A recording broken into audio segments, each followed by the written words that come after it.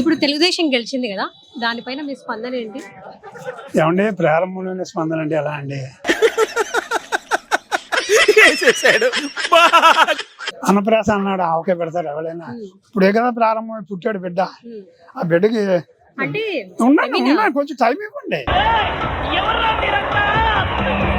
Time ఇచ్చిన తర్వాత plan చేయాలి.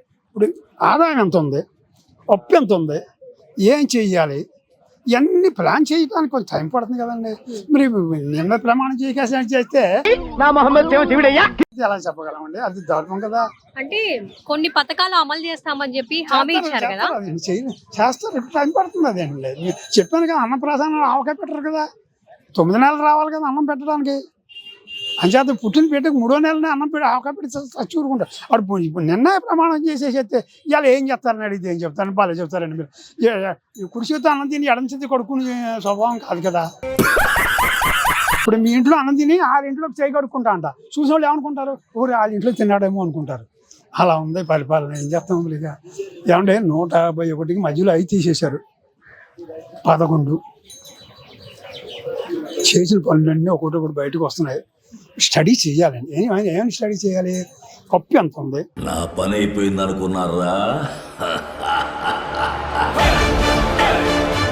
ఖర్చు పెట్టిన డబ్బు ఎంత, దాన్ని ఎలా రాబట్టాలి, విన్నారా? ఇప్పుడు పవన్ కళ్యాణ్ అడిగాడు ఏమని, వీళ్ళకి మలేరియాలు జ్వరాలు వస్తున్నాయి, పంచాయతీ ఆఫీసులు ఫండ్స్ అన్నీ ఏమైనాయి అని అడిగితే పంచాయతీ ఆఫీసులు ఏమని చెప్పారు తెలుసా, ఇవి డైవర్ట్ చేసేసారండి. సెంట్రల్ నుంచి వచ్చిన ఫండ్స్ కదా, అది స్టేట్ ఫండ్స్ కూడా. సెంట్రల్ నుంచి వచ్చిన ఫండ్స్ ఏం చేశారు అని అడిగాడు. అడిగితే నీళ్ళు నవ్వలేరు వాళ్ళు. లేదండి డైవర్ట్ చేశారండి గవర్నమెంట్. ఎవరి పర్మిషన్తో మీరు డైవర్ట్ చేశారు? ఇవన్నీ రావాలి కదండి బయటికి, కొంచెం టైం పడుతుంది కదండి. ఎవరి పర్మిషన్ బయటకు వచ్చింది? ఇవన్నీ ఆదాయం ఏమైంది, డబ్బులు ఏమైనాయి? సెంట్రల్ గవర్నమెంట్ ఇచ్చిన డబ్బులు, స్టేట్ గవర్నమెంట్ డబ్బులు కూడా కాదండి, అవి ఏమైనాయి? అవన్నీ తీసి కొంచెం టైం పడుతుంది మేడం. ఈజీగా చెప్పడం ఇచ్చేదంటే ఈజీగా చెప్పడం ఏం చేద్దాం, ప్రారంభంలోనే ఎలా చెప్పగలమండి? అదే దాని గురించి కొంచెం పర్మిషన్ లేదని,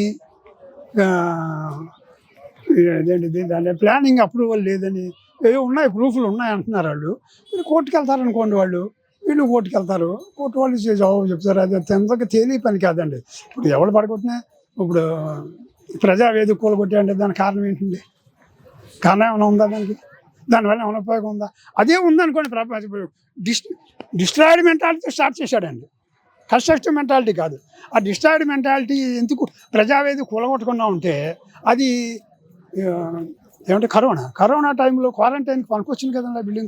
బిల్డింగ్ పనికొచ్చిన ప్రజలు ఇద్దరు డాక్టర్లు పెట్టి కరోనా పేషెంట్లు అందరినీ కూడా అక్కడ ట్రీట్మెంట్ చేయొచ్చు కదండి. దాన్ని ఎందుకు పడగొట్టడం అవసరం ఏంటి చెప్పండి? అసలు అవసరం లేని పని చేయడం వల్ల అనవసరంగా పాడైపోయాడు.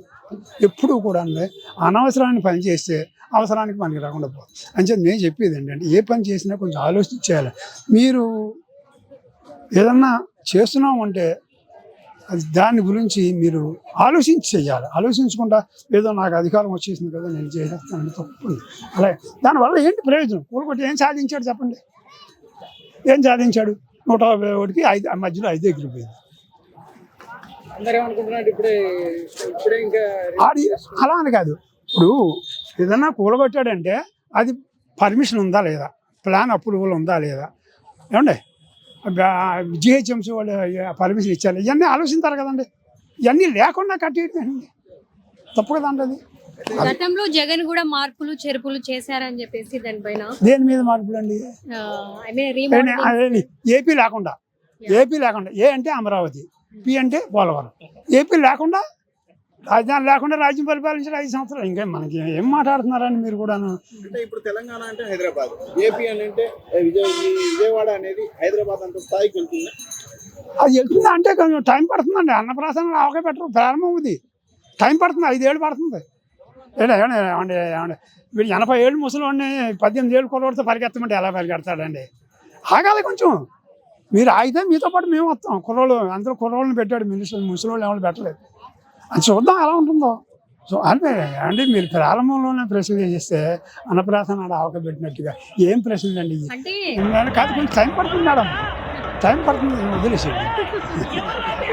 టైం పడుతుంది.